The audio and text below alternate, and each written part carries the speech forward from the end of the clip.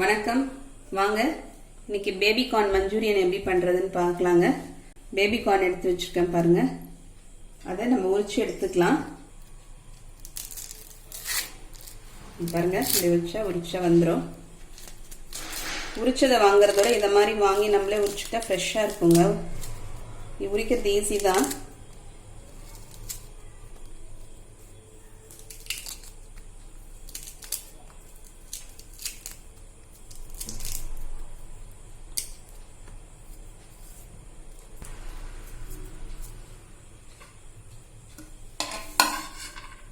நல்லா வாசனையா இருக்குங்க. இது இந்த வாசனை நல்லா இருக்கும். எல்லாத்தையும் இதை மாதிரி உரிச்சிட்டு காமிக்கிறேங்க. உரிச்சு எடுத்துக்கலாம் ஃபர்ஸ்ட் எல்லாத்தையும். அக்ஷய் வீட்டு சேனலை இது வரைக்கும் சப்ஸ்கிரைப் பண்ணாதவங்க இந்த வீடியோ கீழே உள்ள ரெட் கலர் பட்டனை ப்ரெஸ் பண்ணி சப்ஸ்கிரைப் பண்ணிக்கோங்க. கூடவே பக்கத்தில் இருக்கிற பெல் பட்டனையும் கிளிக் பண்ணிக்கிங்க. அப்பதான் நான் போடுற வீடியோட நோட்டிஃபிகேஷன் உங்களுக்கு உடனுக்குடனே வந்து சேரும். இங்க பாருங்க, எல்லா பேபி கார்னும் உரிச்சு எடுத்து வச்சாச்சு. உரிச்சு எடுத்து வச்சுட்டு கழுவி எடுத்து வச்சுட்டேங்க. இங்க ஸ்டவ்ல பாருங்க, தண்ணி வச்சிருக்கேன். பேன்ல தண்ணி கொதிச்சிட்டு இருக்குங்க. அதுல ஒரு 1/4 ஸ்பூன் அளவுக்கு உப்பு சேர்த்துக்கிறேங்க. உப்பு சேர்த்துட்டு இந்த கொதிக்கிற தண்ணியில இந்த பேபி கார்னை போட்டுடலாம்.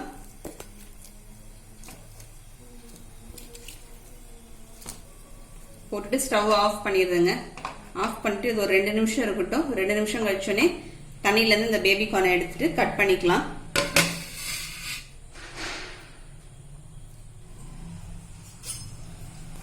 இப்ப 2 நிமிஷம் ஆயிடுச்சுங்க. இப்ப தண்ணியில இருந்து இந்த பேபி கார்ன் அப்படியே எடுத்துடலாம்.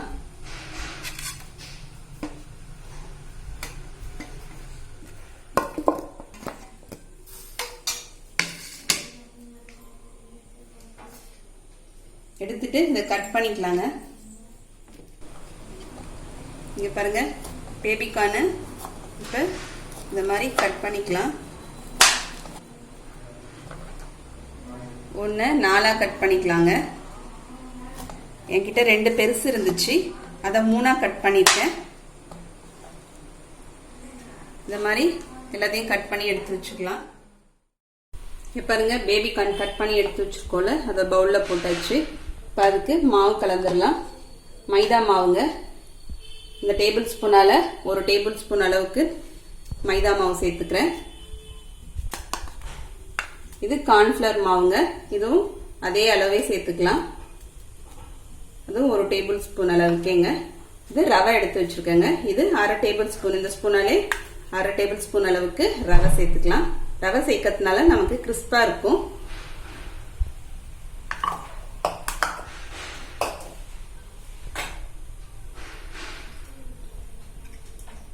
இப்ப மிளகுத்தூள் சேர்த்துக்கலாங்க.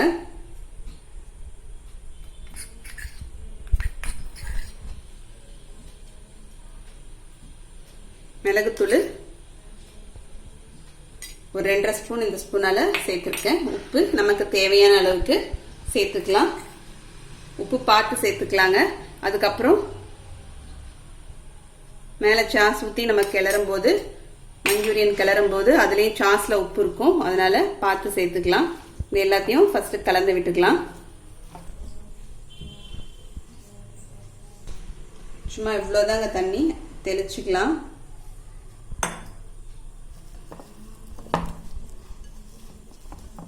மொத்தமாக ஒரே தண்ணியெலாம் கலந்துட வேணாங்க. வேணும்னா இன்னும் கொஞ்சம் ஒரு 4-5 சொட்டு கூட நம்ம சேர்த்துக்கலாம். இன்னும் கொஞ்சம் தண்ணி சேர்த்துக்கிறேங்க.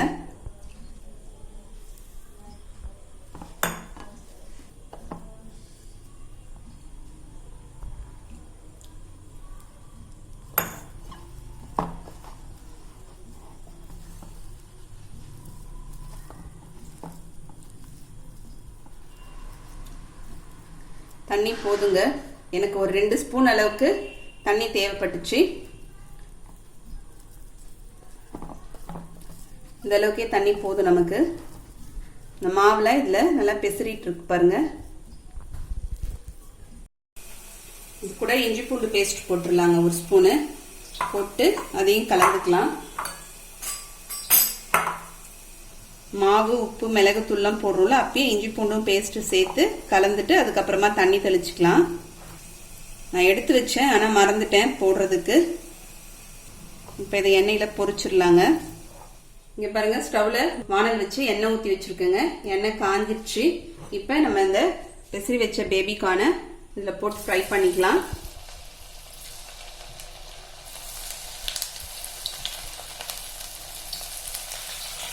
நம்ம எண்ணெய் எவ்வளோ இருக்கோ அதுக்கு தேவையான அளவுக்கு போட்டுட்டு ஃப்ரை பண்ணி எடுத்துக்கலாங்க.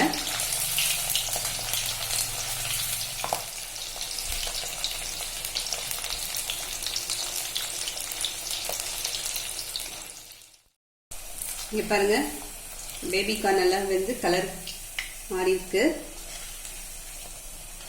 லைட் கோல்டன் ப்ரௌனில் வந்துருக்கு பாருங்க. இப்போ நம்ம எடுத்துடலாம். ஒரு பவுலில் டிஷ்யூ பேப்பர் போட்டு வச்சுருக்கேங்க, அதில் எடுத்துடுறேன்.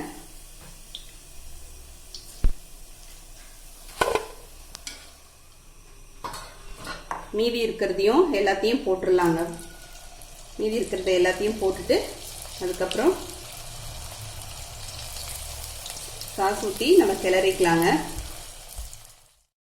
இங்கே பாருங்க, எல்லா பேபிகார்னையும் எண்ணெயில் போட்டு பொரிச்சு எடுத்து வச்சுட்டேங்க. இப்போ இங்கே பாருங்க, பூண்டு ஒரு 4-5 புல் சின்ன பூண்டு எடுத்து பொடிசாக கட் பண்ணி வச்சுருக்கேன். வெங்காயத்தாளுங்க, வெள்ளை போர்ஷனு அதையும் கட் பண்ணியிருக்கேன் பொடியாக. க்ரீன் போர்ஷன் அதையும் பொடிசாக கட் பண்ணியிருக்கேன்.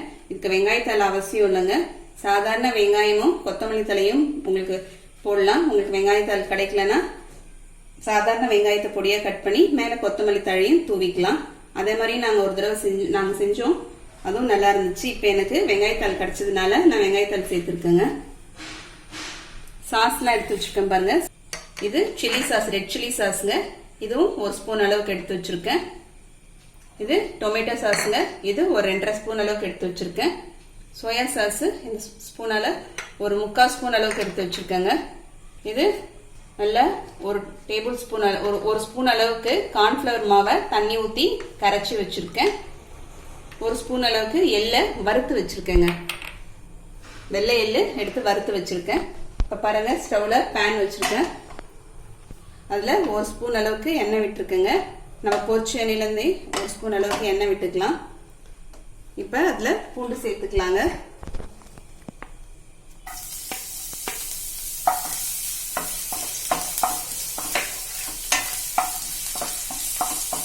ஃப்ளேம் பார்த்தீங்கன்னா கொஞ்சம் ஹை ஃப்ளேம்லேயே இருக்கட்டுங்க. இதுக்கு எல்லாமே பேபிகார்ன் பொரிக்கும் போது பார்த்தீங்கன்னா அதுக்கு ஃப்ளேம் மீடியம் ஃப்ளேமில் வச்சு பொரிச்சுக்கலாம். உங்களுக்கு பச்சை மிளகாய் பொடிசா கட் பண்ணி போட்டு சாப்பிடுவீங்கன்னா இதில் இந்த பூண்டு கூடயே பச்சை மிளகாவையும் பொடிசா விதையை நீக்கிட்டு கட் பண்ணி போட்டுக்குங்க. எனக்கு வேண்டான்னு நான் சேர்க்கல. இப்போ பூண்டு லேசாக வதங்கிடுச்சு பாருங்க. இந்த வெங்காயம், இந்த வெள்ளை போர்ஷனை இதில் சேர்த்துக்கிறாங்க. அந்த வெள்ளையாக இருக்கிறத அதையும் சேர்த்து வதக்கிக்கலாம். இந்த பச்சை இருக்கிறதையும் அதுலேயும் கொஞ்சமாக சேர்த்துக்கலாம். இதில் இப்போ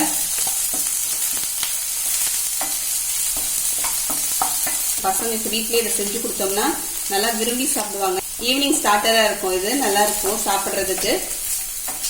நமக்கு வெளியே ஹோட்டலில் நல்லா காசு அதிகமாக போட்டு வாங்கி சாப்பிட்றதோட வீட்லேயே ஈஸியாகவும் செஞ்சிடலாம்.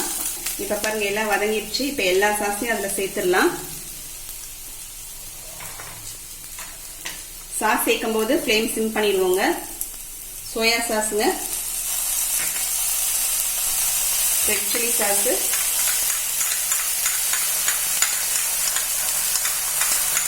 ரெட் சில்லி சாஸ் இல்லைன்னா வீட்டில் மிளகாய், காஞ்ச மிளகாய் இருக்கும்லங்க, அதை சுடு தண்ணியில் போட்டு ஊற வச்சுட்டு ஒரு 1/2 மணி நேரம் அதை மிக்சியில் போட்டு நல்லா பேஸ்ட்டாக அரைச்சிக்கலாம்.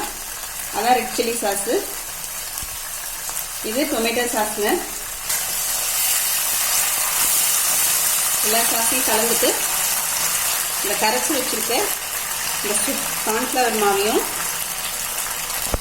இதிலே விட்டுடலாம்.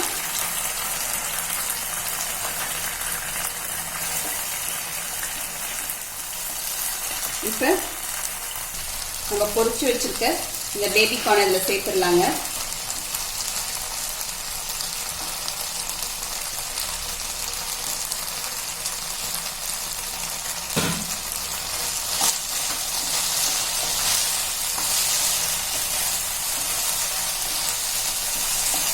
சேர்த்து கலந்து எடுத்துக்கலாம்.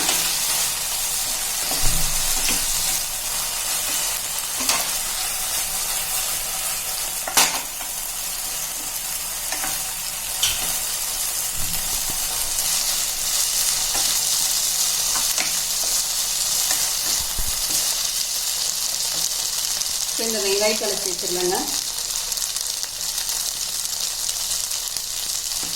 இதில் லேசாக நம்ம எள்ளு சேர்த்துக்கலாம்.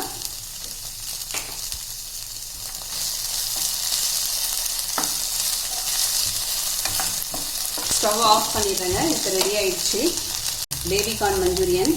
இதை மாதிரி வீட்டில் செஞ்சு பாருங்கள். செஞ்சு பார்த்துட்டு எப்படின்னு கமெண்ட் பண்ணுங்கள். இந்த வீடியோ பிடிச்சிருந்தா லைக் பண்ணுங்கள்.